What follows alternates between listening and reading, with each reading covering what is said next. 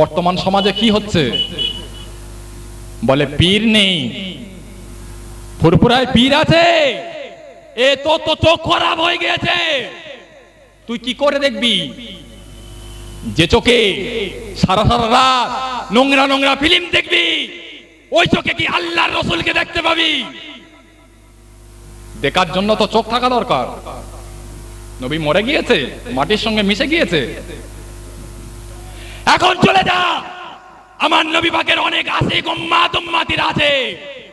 আমার নবী পাকের কাছে গিয়ে, আমার নবী পাকের মাজারের কাছে গিয়ে আমার নবীকে যদি সালাম দেয়, আল্লাহর নবী মাজারের ভিতর থেকে সালামের জবাব দেয়, ওই আশিক উম্মাত উম্মাতিরা আল্লাহর নবীর সালামের জবাবটা নিজে কানে শুনতে পায়। জোরে বলুন সুবহান। কটা প্রমাণ নেবে? কিতাব দিয়ে ভরে দেবো। শাহ ওলিউল্লাহ মুহাদ্দিস দেহলভী রাহমাতুল্লাহ আলাইহি কিতাবে লিখেছে, আমার নবী পাকের উপরে যখন সালাম পড়ি আমার নবীকে দেখতে পাই। হিন্দুস্তানের বাদশা খাজা বাবা মাহিনুদ্দিন চিশতি আজমিরি রাহমাতুল্লাহ আলাইহি, তিনার পীর উসমান হারুনি রাহমাতুল্লাহ আলাইহি, উভয়ে দুইজনে আমার নবী পাকের মাজার মুকদ্দাসের কাছে গিয়ে আমার নবীকে সালাম দিয়েছিল। আমার নবী মাজারের ভিতর থেকে সালামের জবাব দিয়েছিলেন। খাজা বাবা মাহিনুদ্দিন চিশতি, উসমান হারুনি, উভয়ে দুইজনে আমার নবী পাকের সালামের জবাবটা নিজে কানে শুনতে পেয়েছিলেন। জোরে বলুন, আর একটু জোরে বলে।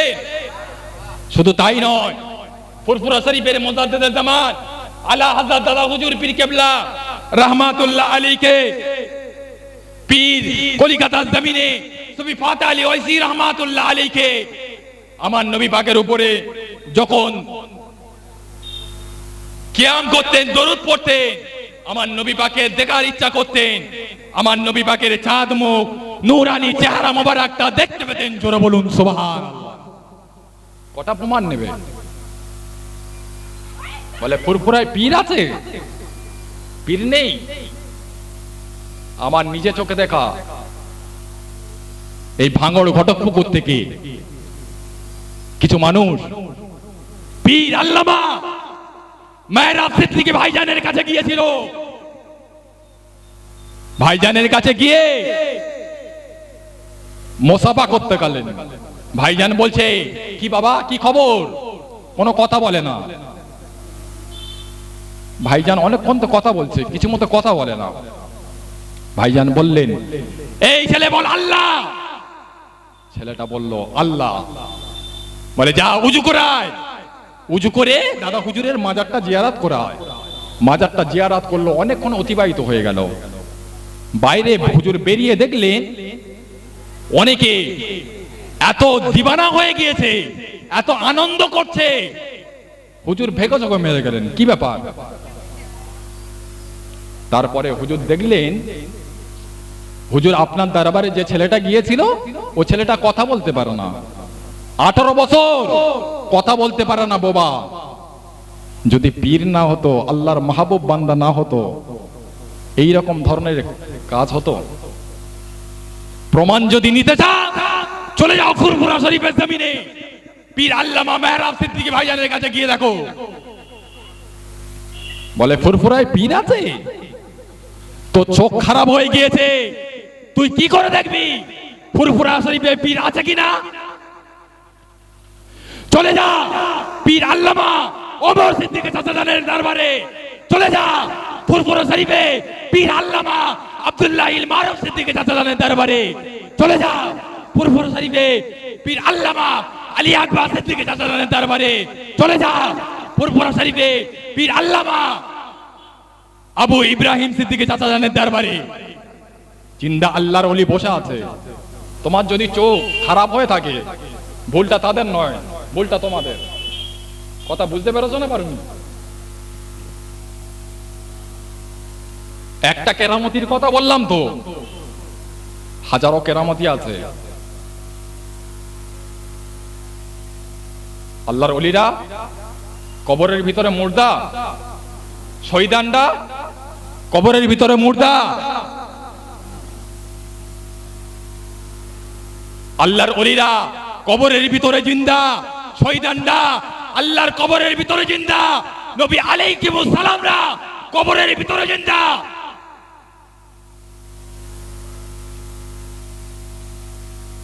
আপনি বলছেন নবী মরে গিয়েছে, মাটির সঙ্গে মিশে গিয়েছে। ওই বারাসাতের জমিনে এক গুটখাখোর আছে, নাম তার মুমতাজুল ইসলাম। সে আমার নবী পাকের সম্পর্কে বাজে মন্তব্য করেছে। আর ওই ভাঙড়ে জমিন থেকে বলতে চায় কারি ইয়াসিনকে, সে বলেছে কিয়াম করা হারাম। কোন আলেম, কোন মৌলানা যদি এমন কথা বলে, ওর ওয়াজ শোনা হারাম। দাদাগিরি মাস্তানি করছো, এ মাস্তানি থাকবে না, এ মাস্তানি থাকবে না। কার সঙ্গে তুমি লেগেছো? এজিদ মিটে গিয়েছে, ফেরাউন মিটে গিয়েছে, সাজ্জাদ মিটে গিয়েছে, হামান মিটে গিয়েছে, ওই বাংলাদেশের কুখ্যাত মুনাফিকের বাচ্চা হাসিনা মিটে গিয়েছে। আজকে তুমি আলেমদের পিছনে লেগেছো, পীরজাদাদের পিছনে লেগেছো, পীরজাদাদের পিছনে লেগেছো। ওই বাংলাদেশের দিকে তাকিয়ে দেখো, ওই বাংলাদেশের কুখ্যাত মুনাফিকের বাচ্চা হাসিনা আল্লাহ পাকের আলেমদের উপরে কত অন্যায়, অত্যাচার, অবিচার, জুলুম, নির্যাতন করেছিল। আল্লামা দেলাওয়ার হোসেন সাঈদীকে দীর্ঘ 1 বছর নয়, 2 বছর নয়, 12টি বছর জেলখানার ভিতরে রেখে রেখেছিল বিনা কারণে, বিনা অন্যায়ে। তথাপিও তার কলিজার আশা মেটেনি। ওই হারামির বাচ্চা, কুখ্যাত মুনাফিকের বাচ্চা জেলখানার বাইরে এনে আল্লামা সাঈদী সাহেবকে হত্যা করেছে। তাম পৃথিবীর মানুষ জানে দাদাগিরি মাস্তানি কতদিন তোমার চলবে। বর্তমান সমাজে কিছু মোল্লা মৌলবী নামে খ্যাত, তারা বলে মরা গরু ঘাস খায়, মরে গিয়েছে, মাটির সঙ্গে মিশে গিয়েছে, নবীর নামে কিয়াম করা যাবে না, কিয়াম হারাম। এই রকম ধরনের কথা বলে না, বলে না। আর কোন আলেম যদি বলে তোমার ওয়াজ করা হারাম, তুমি কি করবে? কিয়াম করা হারাম। শাহ ওলিউল্লাহ মুহাদ্দিস দেহলভী রাহমাতুল্লাহ আলাইহি কিতাবের ভিতরে লিখেছে, আমার নেক কোন আমল নেই, যে আমলগুলো দেখি তার ভিতরে ঘাটতি আছে, কিন্তু আমি যখন মিলাদে আমার নবী পাকের নামে কিয়াম করি, সালাম পড়ি, ওই আমলটা আমার কাছে ফ্রেশ লাগে, ফ্রেশ লাগে।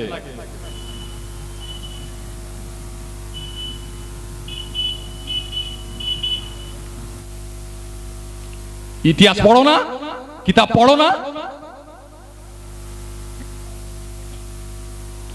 ইব্রাহিম আলাইহিস সালামের সঙ্গে লেগেছিল তৎকালীন জামানা নমরুদ মিটে গিয়েছে, আল্লাহ পাক ইব্রাহিম আলাইহিস সালামকে হেফাজত করে নিয়েছে।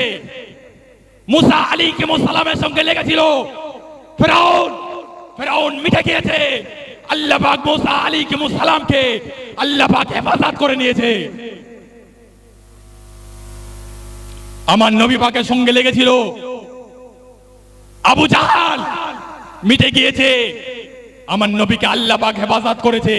এই পৃথিবীর জমিনে যারা মুসলমানদের উপরে, মুমিনদের উপরে, আলেমদের উপরে, পীরজাদাদের উপরে যারা অন্যায়, অত্যাচার, অবিচার করবে, আল্লাহ পাক তাদের মিটিয়ে দেবে। জোরে বলুন আল্লাহুম্মা আমিন। জোরে বলেন আল্লাহুম্মা আমিন। তাকবীর দেন, নারে তাকবীর। জোরে তাকবীর দেন, নারে তাকবীর। আমার প্রিয় ভাইজান এসে গিয়েছে, তাকবীর দাও না, নারে তাকবীর।